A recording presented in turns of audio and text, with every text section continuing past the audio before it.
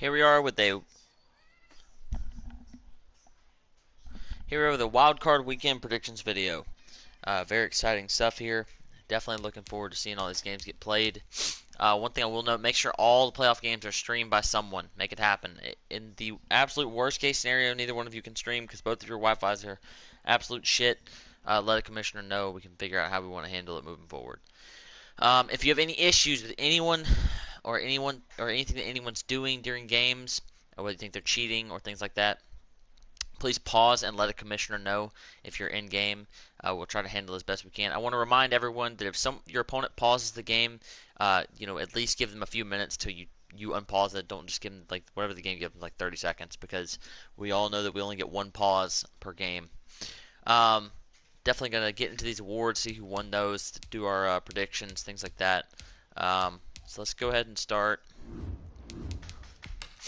with the weekly awards. Raheem Mostert, final week of the season, 28 carries, 265 yards, 2 rushing touchdowns. Also caught one. The NFC Defensive Player of the Week, Guidry with 8 tackles, 3 picks, and a touchdown. AFC Offensive Player of the Week, Melvin Gordon with 196 rushing yards and 5 scores. Also had 8 catches for 77 yards. Stephen Gilmore had 5 tackles with 2 interceptions for your Defensive Player of the Week. For the yearly awards, here we go. Tua Tagovailoa, your MVP. Absolutely nobody is surprised by that. I figured it would be somebody in a Dolphins uniform, and he was the most likely. Coach of the Year, Coach Big Drip, Saban. Dolphins win Coach of the Year, just barely edging out the Bears there. The AFC Offensive Player of the Year is Tua Tagovailoa, followed by Joe Mixon and Melvin Gordon. Defensive Player of the Year, safety Brandon Jones, followed by his teammate Jerome Baker and Minkah Fitzpatrick. Offensive Rookie of the Year, Tua Tagovailoa, followed by Henry Ruggs and J.K. Dobbins. Defensive Rookie of the Year, Brandon Jones, Malik Harrison, and Ashton Davis. Best QB, Tua Tagovailoa.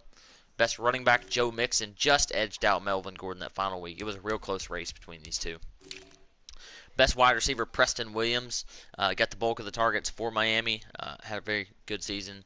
He edged out Henry Ruggs and his teammate Jakeem Grant. Best offensive line, Mitchell Schwartz, Ronnie Stanley, and Quentin Nelson. Best defensive line, Melvin Ingram, Myles Garrett, and DeForest Buckner. Best linebacker, Jerome Baker. Best defensive back, Brandon Jones. Best kicker, Brandon McManus.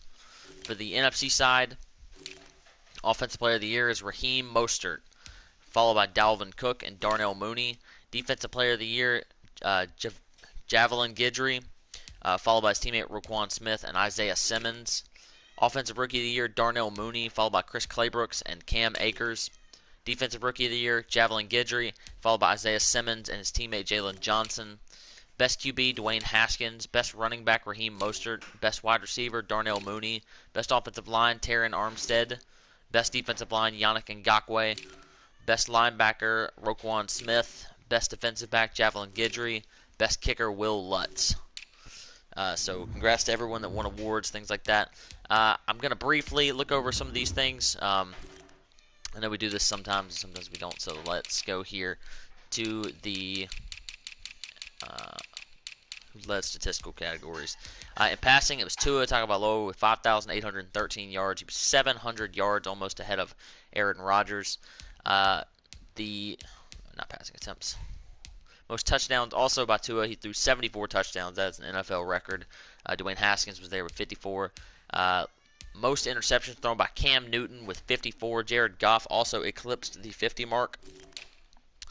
Rushing, Raheem Mostert was the only one to go over at that 2,000 yards, 2,117. I believe that's an NFL record. Don't quote me on that, but I think it is. On 363 carries. Touchdowns, 28 by Joe Mixon, 23 by J.K. Dobbins, 20 by Mostert. Rushing yards per game, Mostert led the way with 132 a game. Only 3 guys got over 100 a game. Really, really astounding considering how last season we had just so many people running the ball so well. Only 3 guys got over 100 there, though. Fumbles, looks like 8 by Deshaun Watson and 8 by Jordan Love led the way. Let's look broken tackles real quick. Sure. Derrick Henry with 52 broken tackles. Barely edged out Nick Chubb. Receiving. Most receptions by Laviska Shenault. He beat the next closest person by 60 catches, which was Darnell Mooney. He did break the NFL record for receptions. Receiving yards, 2,146 by Henry Ruggs. Not sure if that's a record. It might also be 2,119 by Darnell Mooney, 1,912 by Laviska Shenault. Let's see here. Henry Ruggs averaging 35 yards a catch. Looks like it led the way. Darius Slayton had a good season despite only 34 catches. Receiving touchdowns, 37 by Preston Williams. He was 10 more than anybody else. Darnell Mooney had 27. Terry McLaurin had 25. Blocking, there's going to be some sort of bonus for these two players, Quentin Nelson and Kaleki Asmele. I cannot remember exactly what we said it was going to be. We'll have to get back to them on that, but did not allow a sack. Russell Okung in his 11th season out of Oklahoma State gave up 12 sacks. Defensively, it was Darnell Savage who led the way in tackles with 103. Just barely edged out two linebackers, Bobby Okereke and Malik Harrison. Let's see here. Tackles for loss, 17 by Miles Jack. Calais Campbell with 15. QB sacks, 14.5 leads the league. That's crazy. 2/3 right there. Harold Landry right behind him. Last season people were consistently getting 28, 30 sacks. 14.5 leads the league this year. Pass rushing just doesn't mean quite as much as it used to. Interceptions, Brandon Jones had 18. That is ridiculous. 14 by Jerome Baker, 14 by Javelin Guidry. Deflection, 17 by Jair Alexander. Only 6 interceptions, so he's got to do a better job of intercepting the ball. Forced fumbles, 6 by Jamal Adams and Roquan Smith. I think Roquan got like 3 in one game against me. Von Bell recovered for most of anybody. No blocks. Looks like a few safeties. Touchdowns, 7 by Jerome Baker. Only Shaq Griffin and Guidry each got to 4. And then a host of people with 3. Kicking, let's see what the best percentage is by anyone who took like a whole bunch of kicks. That's extra points. Nobody gives a shit about extra points. All right, field goal percentage. Kyeremy Fairbairn went 9 of 9. Will Lutz 18 of 18, including a 59-yarder. Very impressive. Did miss 4 extra points though. Looks like. Gostkowski went 17 of 18. Just running through these last ones. Punter, I'll go average yards per punt. Britton Colquitt. Kick returning, anybody get more than 1? I already see someone. Philip Dorsett returned 2 for the Hawks. It's really impressive there. Punt returning, anybody get 1 at all? Looks like 1 by Shelton Gibson for the Bengals. That's going to be it for the statistical leaders. Let's go look at team stats. We are getting to the predictions, I promise. So total offensive yards, 7,000 led the way for the Dolphins. Second was the Giants, the Packers, the Bills, the Broncos edging out the top 5. Least would be the Steelers, did not even get to 4,000. Jets, Seahawks, the playoff team, Panthers, and Raiders. Passing yards, 5,763 by the Dolphins. Packers football team, Jaguars, and Broncos each got in the top 5 there. Rushing yards, the Giants had over 3,000 rushing yards. That's 600 more than the next closest, which was the Cowboys. Niners also up there with 2,300. Least rushing yards, the Redskins were the only team not to get to 1,000 yards. Jags also real low there. Passing yards, the Hawks were the lowest, followed by the 49ers and the Steelers. Passing touchdowns, only 18 by the Jets, 76 by the Dolphins. Rushing touchdowns, only 5 by the Redskins. Really curious because last year he was a heavy run team. 7 by the Bears in rushing touchdowns, 38 by the Bills, 32 by the Giants. Let's see here. Defensively, the least yards allowed all season by the Saints, 4,145. Falcons, Chargers, Bears, and Ravens all had excellent defenses. Worst defense looks like it was the Giants. Top 5 in offense and below 5 in defense. It's not going to cut it. Niners, Raiders, Steelers, and Packers finished that up. Passing yards allowed, Bucks allowed the most. Giants, Steelers, Broncos, Packers. Least allowed by the Redskins, Saints, Dolphins, Seahawks, and Bills. The rushing yards, only just over 1,000 given up by the Chargers and Bears. Lions had a really good run defense as well. Rushing yards allowed, Skins were terrible giving up the run, 2,486. Raiders, Niners, Jets, and Eagles also up there. Points, the points allowed least by the Dolphins at 267. Bills, Falcons, Saints, and Chargers up there. Most allowed by the Jets, Panthers, and Patriots, also abysmal. Only 13 sacks by the Jets. That's crazy. Melvin Ingram, who led the league in sacks with the Chargers, had more sacks than the entire Jets team. 45 sacks by the Dolphins, also by the Titans. Fumbles recovered. Colts didn't recover a single one all season. Panthers recovered 10 despite a 2-14 record. Interceptions, only 11 by the Panthers all year, 64 by the Dolphins. Conversion percentage, this is big. This is big to me, especially being a big-time football fan. Third down percentage, Jets did not get it done, 34%. That's only about 1 out of every 3 times. Best with the Chiefs, 61%. The Washington football team also got up there at 60%. Fourth down conversions, anybody get over? Looks like 17 of 20 for the Patriots. That is insane. Being that good on fourth down and having a 3-13 record, that is absolute. That many attempts as well, and getting that many of them. Packers 15 of 22 as well. 2-point conversions. This shouldn't matter much. Anybody take a lot? Looks like 13 by the Packers. They got 8 of them. Red zone efficiency, offensive percentage, the Ravens, Chargers, both got over 90%, so that's really impressive. Worst was the Bears. That is crazy because I figured my Jaguars would have been the worst in the league. We were getting there about 76% of the time. Let's see here. Defensive red zone trips, Bills only allowed 20 trips. That's pretty good. 68 by the Panthers.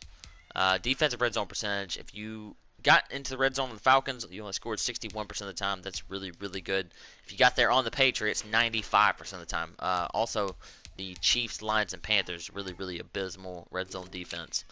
Penalty-wise, the least penalties on the Raiders, most penalties on the Bucs.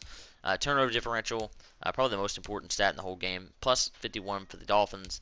Bills also up there, plus 38. Worst in the league would be the Patriots with minus 36. Jets were also minus 30. All right, let's go ahead and get into these predictions. This prediction video is kind of dragging out a little bit. So the two teams in the playoffs that are not playing this week would be the Saints, who got the 1 seed in the NFC, and the Dolphins, who got the 1 seed in the AFC. Here we go. You got the Bills at the Titans. Bills were just sniffed out 50-49 in the game of the year in Week 17. By the Dolphins for that number 1 seed and the division. Really, really impressive game. It's one of the best games I've seen in a long time. Titans rolling in here at 10-6. Have been up and down with some losses and some wins. Definitely looking to right the ship. They do have a home game here. I just think that the offense especially isn't consistent enough for me. I think I'll take Buffalo to win this game. I'm going to try to do a score for each one of these, which will not go right at all. Let me go ahead and check because these two are currently in their game. Looks like the score is 6-0 Buffalo at the start of the second quarter. That being said, I'm going to take Buffalo to win 34-20. I'll go 27-14. Buffalo wins the game. That's my prediction. Ravens and Bengals. These two just played last week for Week 17. The Bengals won 28-13. Game was close until the fourth. It was 14-13. I think Chap is gonna take some notes from the last game.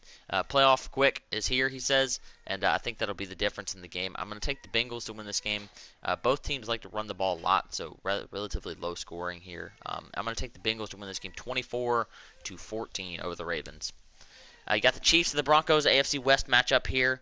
The Broncos got the 2 seed. Chiefs sniffed into the 7 after beating their rival, the Chargers, on Week 17. That has to feel good. Broncos generally have a good defense. Gave a lot of points to the Raiders last week. Chiefs and Chargers both held pretty low scoring last week. I'm going to take the Broncos to win. I think he's just a better user. But the Chiefs had some massive upsets this year, beating the Falcons and beating the Bills once each. So I think the Broncos will win this game. I'm going to go by a score of 21-17 over the Chiefs. The Falcons versus the Washington football team, formerly known as the Redskins. This should be an interesting game. Redskins won their division, but it was a very close division all the way around. I believe he finished 9-7. Falcons, one of the most consistent teams throughout the league, especially defensively down the stretch, but did have a few kind of careless losses in the last few weeks of the season. I think that the Redskins will pass the ball a lot. The Falcons have a really good defense. I think that's going to show. I'm going to take the Falcons to win this game by a score of 24-10. Next, we have the Rams and Seahawks. These two know each other very well. They faced off twice this year. 3 NFC West teams are in the playoffs. These two faced off in Week 16, I believe. Yes, they did. The Seahawks dominated 35-7. Rams could not get anything going on offense. I think that's going to continue here. The Hawks had a little bit of a scare with the 49ers last week, so if the Rams can initiate more of a run game, I think they'll have a real chance to win this game. Jared Goff threw 50-something interceptions, so they really have to get the run game going with Cam Akers more. Seahawks like to run the football, don't pass it all that much. I think I'm going to take the Seahawks to win this game, but it will be much closer than the last one. I'm going to take the Hawks to win this game 28-20 over the Rams. Cardinals and Bears, your last matchup, 7-seed Cardinals faced off with the 2-seed Bears. The Bears have a good passing offense and outstanding defense, but they tend to turn the ball over a lot and kind of rely on defensive touchdowns. The last few weeks of the season, they got a lot of them. I think that the defense is lights out up there in Chicago. Arizona has looked very good in times like they beat the Dolphins, and they've looked very bad in losses to the Jets and things like that. I think that the Bears are just more consistent for me. I think that if he can kind of smooth out his offense, he's going to definitely run away with this game. But he has a tendency to turn the ball over as well. I'm going to take the Bears to win the game, definitely, just because of that defense, if anything else. But I'm going to go by a score of 31-17 over the Arizona Cardinals. That's going to be it for the prediction video. Everybody make sure you're tuning into all the games. It's going to be really exciting playoffs. I know we're all definitely looking forward to the offseason as well. And everybody have a good night.